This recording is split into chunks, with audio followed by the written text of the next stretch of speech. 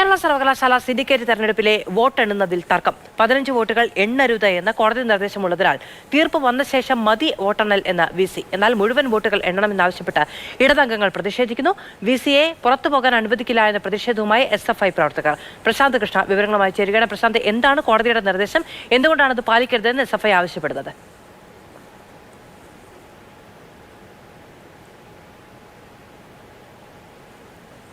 10 മണിവരെയായിരുന്നു വോട്ടെടുപ്പ്.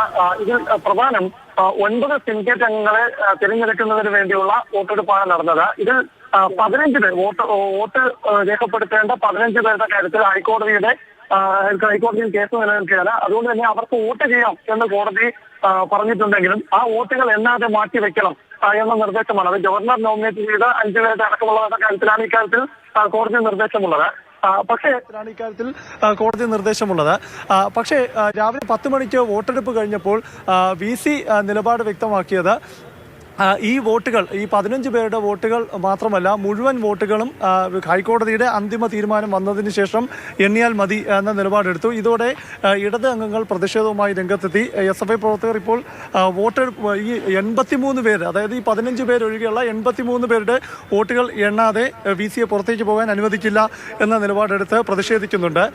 ഇപ്പോൾ MLA കടകംപള്ളി സുരേന്ദ്രൻ അടക്കം ഇവിടെ എത്തിയിട്ടുണ്ട്. എങ്ങനെ ഈ VCയുടെ നിലപാട്?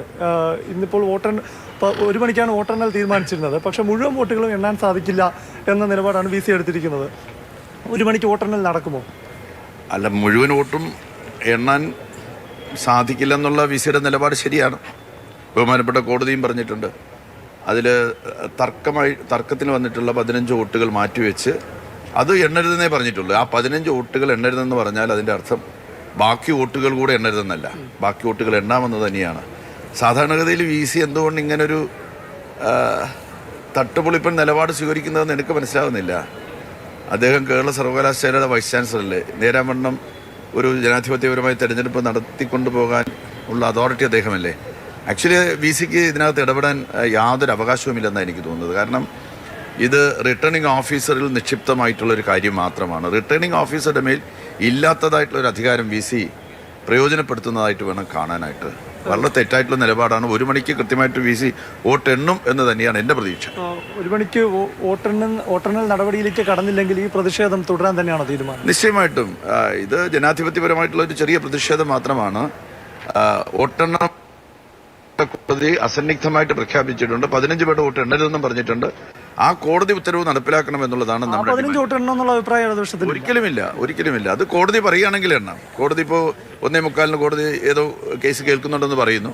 അപ്പോൾ കോടതി പറയുകയാണ് 15 എന്ന് പറഞ്ഞാൽ സന്തോഷമുള്ള കാര്യമാണ്. അതിനകത്ത് ഏറ്റവും കൂടുതൽ വോട്ട് കോടതി നിർദ്ദേശമുള്ള 15 വോട്ടുകൾ മാറ്റിവെച്ച് മറ്റ് വോട്ട് എണ്ണണം എന്നുള്ളതാണ് SFIയുടെ ആവശ്യം. പക്ഷേ തീർപ്പ് വന്നതിന് ശേഷം മാത്രം വോട്ടെണ്ണിയാൽ മതി എന്നുള്ള നിലപാടാണ് VC സ്വീകരിക്കുന്നത്. അതിനെതിരെയാണ് വിദ്യാർത്ഥികൾ പ്രതിഷേധിക്കുന്നത്.